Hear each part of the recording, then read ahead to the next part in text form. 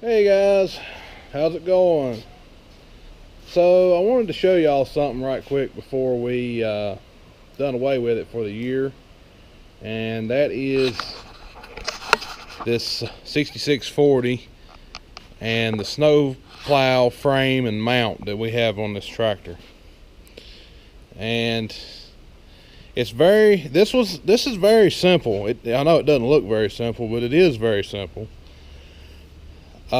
This frame right here, it's just a regular frame. It's a tall frame that goes on a truck, like a old Chevrolet dump truck or something. There's not anything modified about it except for these things that go around the axle. They just have been moved to clear the axle here. And see, it used to be one in the center, and I cut it off because it didn't clear the axle good, and I welded two on either side here. But anyway, the way that this thing is mounted on here is so simple and cheap. It's just kind of silly, and I think y'all would be interested in it.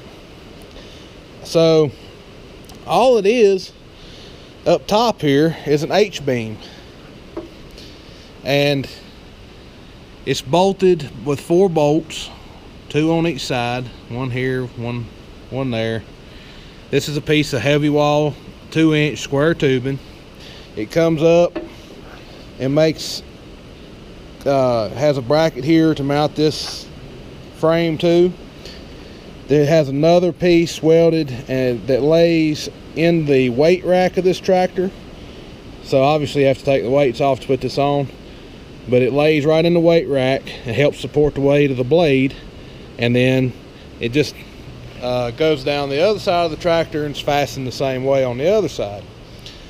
So that's the top part, and we built all that ourselves several years ago. This frame we've been using it on, actually we started out with this on a 7740 that belonged on the dairy farm, and then when we got our own 40 series tractor, which this says 6640 on it, but it's actually a 7740 now. Well, it's technically not a 7740, but it is a 7740 because it's 6640. It didn't have a turbo, and it was pretty low on PTO horsepower. It's either 67 PTO or 76 PTO horsepower on the 6640. But this tractor now has a turbo, and the fuel's turned up, and it is putting out 98 horsepower on the PTO shaft. It's been dynoed. So anyway, back to the blade. So that's the top part. That's what holds up the front.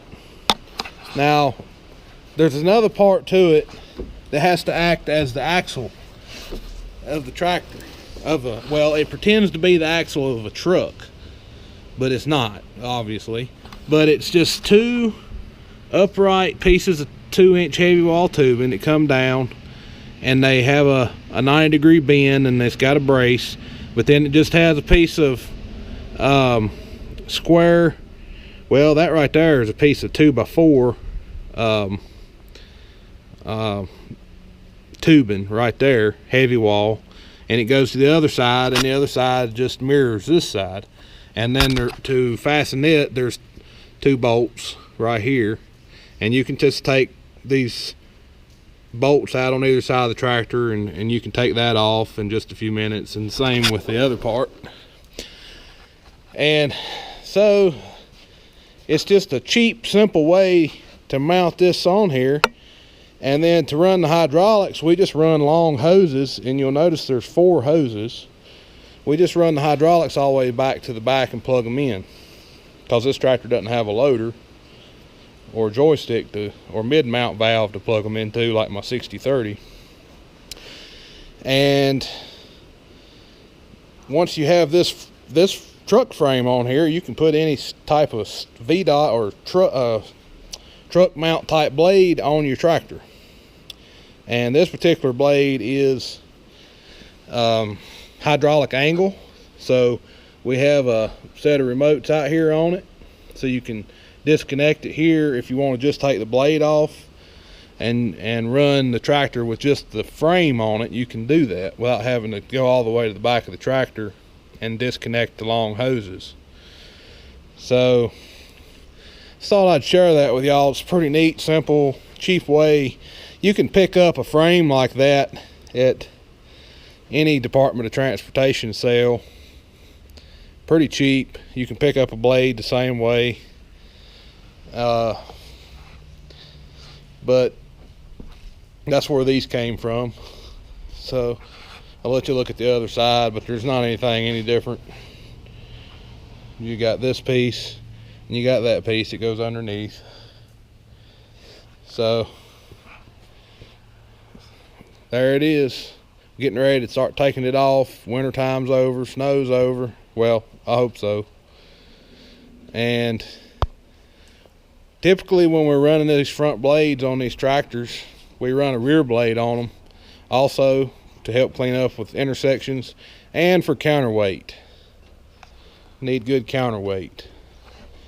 And got the 950 Rhino. It is all hydraulic, 6-way blade. It's pretty old. It's been around for a long time, but it still works and in good condition. So that's the main thing. You can see right here, this is where all the hoses to the front blade are connected. This is where all the hoses for the rear blade are connected.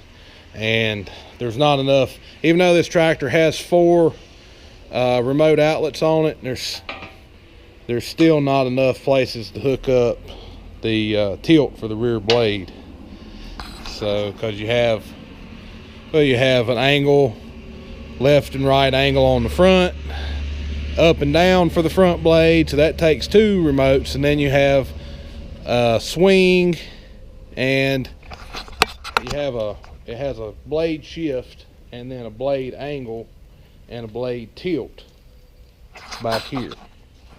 So that would take 5 remotes, and most of these smaller tractors don't have 5 remotes. Even if you wanted it, you can't get it without doing some type of electrical solenoid. So anyway, hope y'all enjoyed this. Getting ready to take this stuff off of here and put it up for the winter. I mean, put it up for the summer. Winter time's over. But anyway, oh, and we have this exact same setup for the 6030 New Holland, but we don't use it anymore. This year we got a different setup, and I need to show that to you. It's an HLA snow wing setup, and it's got a whole different frame, it's all factory built, and it's pretty neat. So I need to get that up here in the shop and make a video on it, show it to you. But if you wanted to put this type of system on a 6030, you can. It's simple, and matter of fact, let me just show it to you with it off the track. All right, so this is the one that goes on the 6030 that we built, and it's a little bit different because of the mountain holes, and the front of the tractor is rounded, so we had to trim it to fit.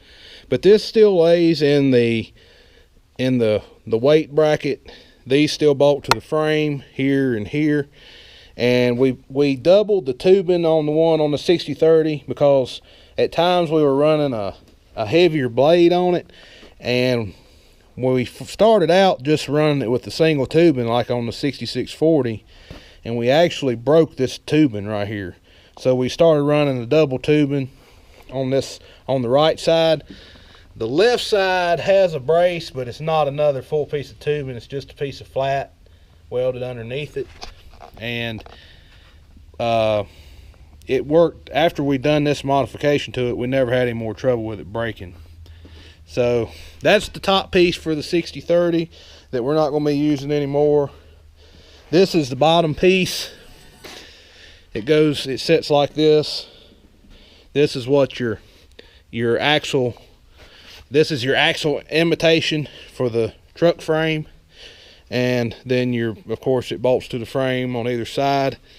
the 6030 has a mid-mount valve, so this right here I put on there just to lay the hoses in.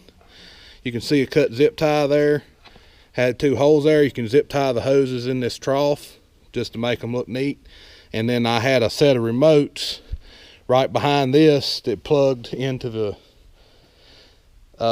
you could plug it into the mid-mount valve on the 6030 and control the front blade with the joystick that controls the loader, which we do not have a loader for the 6030, so it worked out good that we could use the mid-mount for the snowplow. Anyway, I'll show you the 6030 someday, but for now we're just going to go with this. And if you like what we built there, shoot, build your own. It works good. And then you gotta, if you know, that's an 11-foot plow on the front of that tractor, and that works really nice plowing anything, driveways, parking lots, and state roads is what we use it for. But all right, comment, rate, and subscribe. We'll see you in the next video. Talk to you later.